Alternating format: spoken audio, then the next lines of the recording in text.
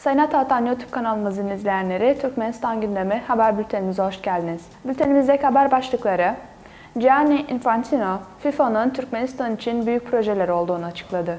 Türkmenistanlı iş adamları Romanya'yı ziyaret etti ve son haberimiz Türkmenistan Büyükelçisi Philips'in İnovasyon Merkezi'ni ziyaret etti.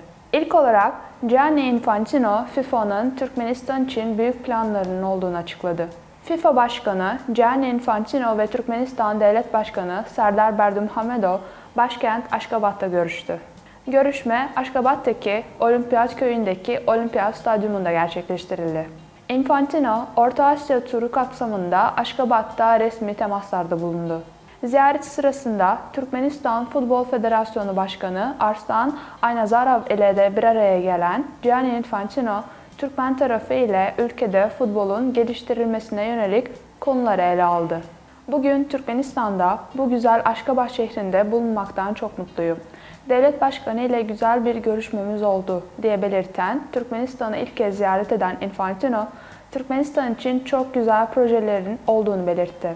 FIFA Başkanı, Türkmenistan'ın yetenekleri için bir teknik merkez, akademi yapmayı düşünüyoruz ve bu hükümet ve FIFA tarafından Futbol Federasyonu ile birlikte desteklenen bir proje olacak dedi. İkinci haberimiz, Türkmenistanlı iş adamları Romanya'yı ziyaret etti. Türkmenistan'ın özel şirketlerinden oluşan heyet Romanya'yı ziyaret etti.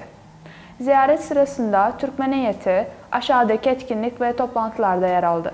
24 Nisan 2023 tarihinde Türkmen heyeti, Rumen yatırım şirketi Avantgard Grup tarafından düzenlenen bir iş forumuna katıldı. Etkinliğin amacı Romanya'daki küçük ve orta ölçekli işletmelerin gelişimini, ülke bölgelerinin ihracat, ithalat, yatırım fırsatlarını ve bu alandaki şirketler hakkında bilgi sağlamanın yanı sıra yabancı şirket arayışlarını da teşvik etmekte. 25 Nisan 2023 tarihinde Bükreş Ticaret ve Sanayi Odası binasında Türkmenistan'ın Romanya Büyükelçiliği tarafından Bükreş Ticaret ve Sanayi Odası ile birlikte düzenlenen Türkmenistan İş Fırsatları Günü'nün açılışı gerçekleştirildi. Bu etkinliğin amacı, Romanya iş çevrelerinin temsilcilerini Türkmenistan'ın ulusal ekonomisinin yatırım çekiciliği konusunda işbirliği kurmak için bilgilendirmek ve ülkenin ihracat potansiyelini arttırmak için uygun çalışmaları yürütmektir.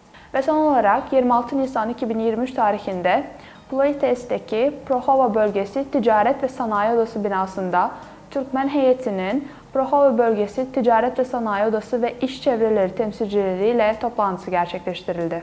Son haberimiz, Türkmenistan Büyükelçisi Philips'in İnovasyon Merkezi'ni ziyaret etti. Türkmenistan'ın Belçika Büyükelçisi Sapar Pelvanov, Philips firmasının Eindhoven'da bulunan inovasyon merkezini ziyaret ederek burada son nesil tıbbi cihazlarıyla tanıştı. Ayrıca şirketin başkan yardımcısı John Will Schroengrold ile Türkmenistan ve Philips arasındaki ticari ilişkilerin ele alındığı bir toplantı gerçekleştirdi.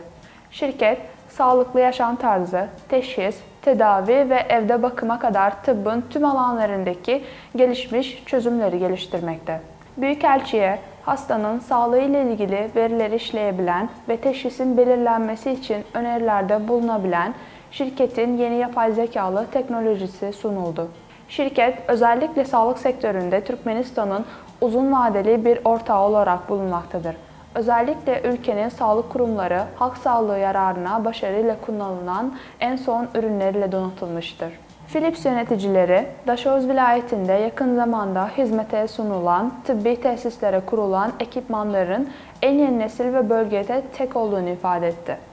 Şirketi sağlık alanında Türkmenistan'ın güvenilir bir ortağı olarak nitelendiren Büyükelçi, şirket yetkililerini Arkada Akıllı şehrinin açılışına davet etti.